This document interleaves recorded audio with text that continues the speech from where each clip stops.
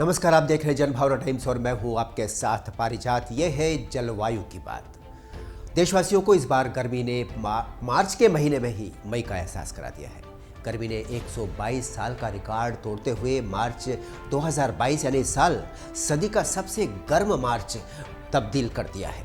1901 से लेकर अब तक मार्च में कभी देश भर में इतनी गर्मी नहीं पड़ी। भारतीय मौसम विभाग की माने तो पूरा देश औसत तापमान से जूझ रहा है। वो है 33.10 डिग्री, जो 122 सालों में सबसे अधिक तापमान है। इसके पहले ये रिकॉर्ड मार्च 2010 के नाम था, जब उस समय औसत तापमान था 33.09 डिग्री। अगर देश के सबसे गर्म हिस्सों की बात करें तो मार्च में सबसे अधिक गर्म उत्तर पश्चिमी भारत रहा, यानी कि कुल मिलाकर जलवायु परिवर्तन का साफ प्रभाव नजर आ रहा है भारत में। जलवायु परिवर्तन से पहाड़ों में मौसम भी बदल रहा है। पहले के अनुसार तापमान में काफ़ी हद तक बढ़ोतरी हो रही है। इस बार अप्रैल और मई में भी सामान्य से 4-5 डिग्री तापमान अधिक रहने की आशंका जताई जा रही है। वहीं पूर्व में संयुक्त राष्ट्र जलवायु सम्मेलन में भी तापमान के तेजी से बढ़ने पर पूरा विश्व अपनी चिंता जता चुका है। 2030 तक पृथ्वी के पारे में 2.7 डिग्री तक बढ़ोतरी होने की आशंका है। पहाड़ों में कभी मौसम अनुकूल रहता था, गर्मियों में मौसम सुहावना और पारा भी अधिक नहीं चढ़ता था और लोग गर्मियों की मौसम में पहाड़ों का रुख कर लेते थे, लेकिन अब वहाँ भी सुकून नहीं है।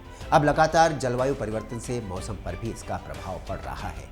पूरे विश्व में ही तापमान में लगातार बढ़ोतरी के साथ ही विभिन्न समस्याएं उत्पन्न हो रही हैं। जानकार बताते हैं कि वर्तमान में हो रहे जलवायु परिवर्तन पर किए गए शोध में 2030 तक पृथ्वी के तापमान में 2.7 डिग्री तक बढ़ोतरी होने की आशंका है।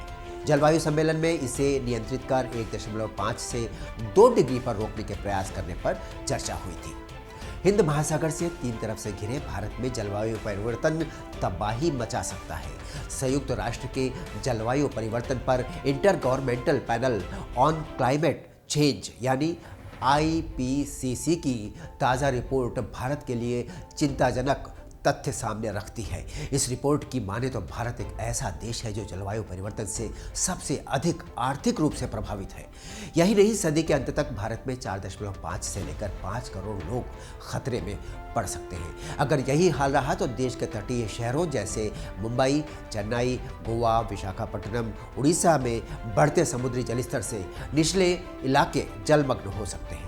इन शहरों में समुद्र के 0.8 डिग्री गर्म हो जाने से चक्रवातों की आने की दर बढ़ जाएगी और उनकी तीव्रता बढ़ने से वे और उग्र होकर बार बार आने लगेंगे।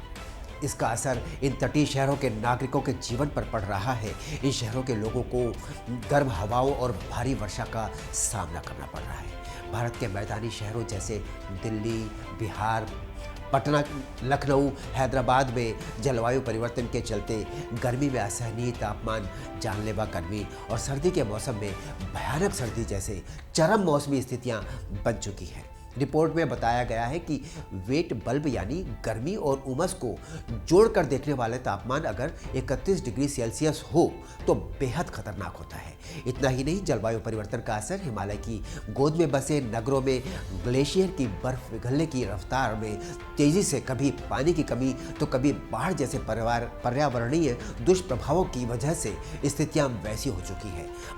भारत में लगभग 40% लोग 2050 तक यानी आगे 27 साल बाद पानी की कमी के साथ जीने को मजबूर हो जाएंगे, जबकि अभी यह प्रतिशत 33 है।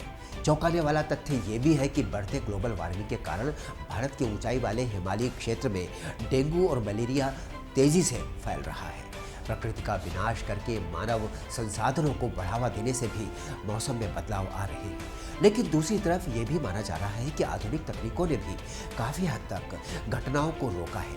अब ज़रूरी ये है कि आधुनिक तकनीक और वर्तमान जीवन शैली में बदलाव लाया जाए, प्रकृति का संरक्षण किया जाए। हरियाली, पानी का दुरुपयोग ऐसे कुछ साधन हैं तो जिनको हम अगर ध्यान दें तो काफ़ी हद तक इस खतरे का हम समाधान कर सकते हैं।